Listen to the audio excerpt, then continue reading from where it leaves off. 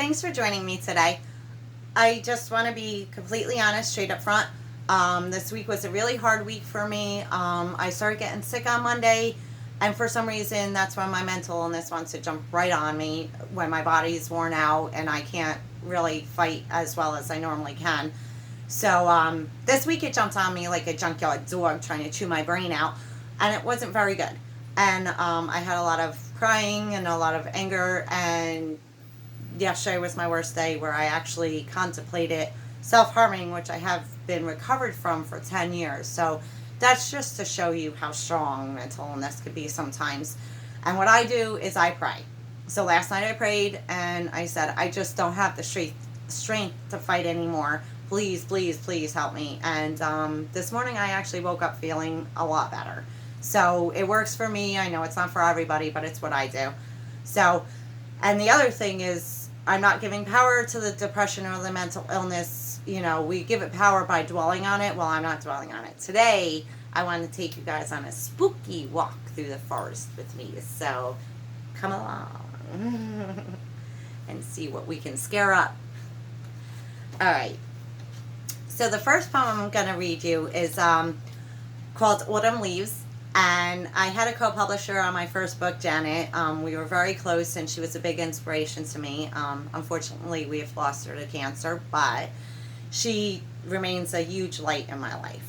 So on the bottom of the poem, it says, "For Mama Janet, who once told me you could even write a poem about a leaf blowing down the road." So I did. It's called, well, Autumn Leaves. I've already told you that, but anyway. Nature's flowers, born of the mighty trees, seasonal transformations budding forth in the spring, swaying with the lazy summer breeze, until the autumn comes to cut their life short. One by one, they shiver in the chilly air as they drift lifelessly to the ground. You are sitting outside on a dimly lit fall evening, listening, amazed at how quiet it is tonight. Then you hear it squeak, squeak. It's getting closer. Squeak. Coming towards you down the abandoned street, sounding skeletal on the cold pavement. A chill runs down your spine as you freeze, afraid to turn around because it may not be just a leaf blowing down the road. You hold your breath, sitting silently in the darkness.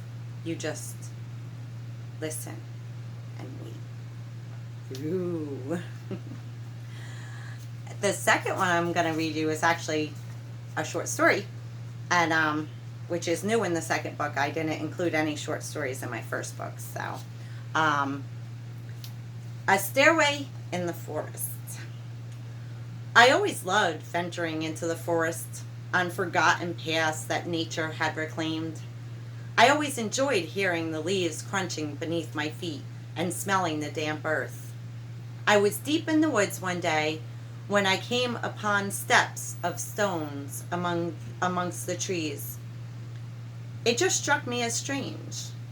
Was there, once upon a time, a little cottage to accompany that staircase? If so, why was a solitary cabin built so deep and secluded within this enchanted woodland? I looked around for signs of other dwellings, but I couldn't find a trace. I investigated the stairs closely, seeing how the wild growth had worked its way through the cracks and crevices. They seemed prehistoric to me. My imagination ran wild, conjuring up stories of who may have lived here in olden days. Then I remembered a story that they had told me of this forest when I was a child. I was told that long ago, a madman was banished out into these woods, and no one ever found where he had built his dwelling. But they did tell me that children were forbidden from entering the woods, especially after a group of youngsters had went into the forest exploring and never returned. They sent search parties, but they never found any clues to the disappearances. From then on, the story of the lunatic who stole and ate children was passed down as a grisly folktale. Sorry. Maybe it was a made up fable to scare kids from wandering too far into the woods. But as I stood at the bottom of those steps that led to a foundation of vines and tall grass, a chill ran up my spine. For every legend and lore was loosely based on some factual event. So I wrapped my coat more tightly around me and made a hasty retreat, a little less captivated by my find of a forlorn stairway in the middle of the forest. Ooh. Spooky! So that was a little bit of a short story I wrote, so kind of fun. I do write some things different than poetry. And now, this is the bonus feature for the video. This is a painting I did. It's a ghost woman, and there's the lighthouse keeper up there, standing watch. And this time, it's the first time I ever did this. I wrote the poem before I did the painting, so I actually had to make the painting match the poem.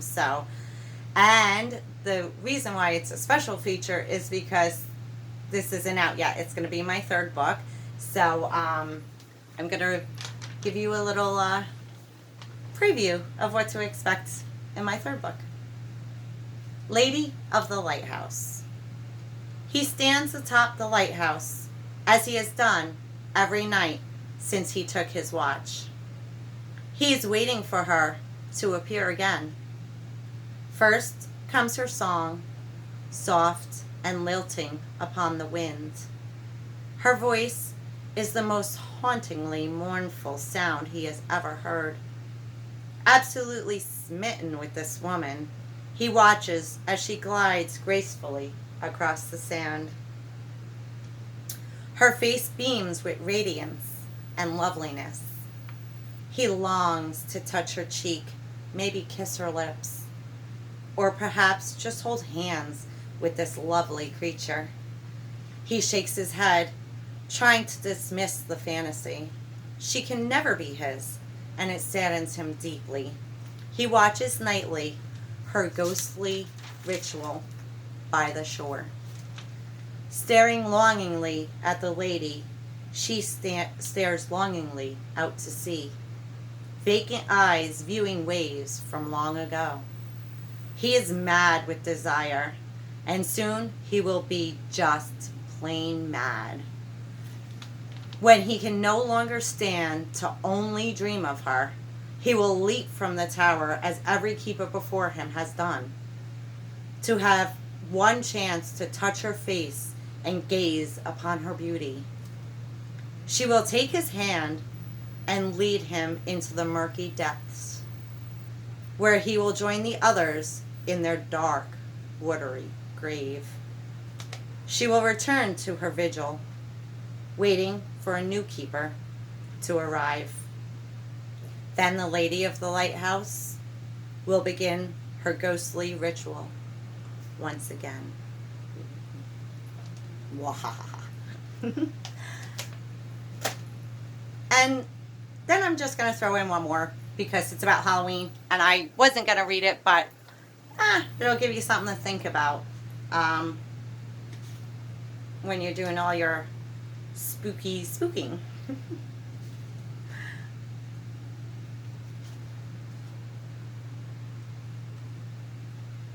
I just gotta find it because I, for some reason, took the bookmark out of it.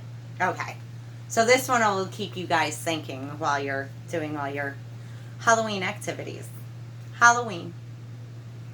On the day of costumes and masks, of pretend and make-believe, make sure you don't lose yourself in your dreamland. Are you wearing a mask to hide who you've become? To feel like you're someone you could never be? Make sure you don't get lost in your disguise. When you remove your costume at the end of the night, take a hard look at yourself in the mirror. Stare into your own eyes. Really see your soul. Make sure you know who you truly are behind the masks and dress up. Are you happy with you? Truly happy? Just a thought for the day. I'm just going to leave that like that. I love you guys. Blessings. Hope everyone's on a good page today and that you're all feeling good. And if you're not, I hope this got you out of your head a little bit, and we're not dwelling on depression and we're not dwelling on mental illness because we're not giving it power. Woohoo! Yay, people. Love you all. Blessings.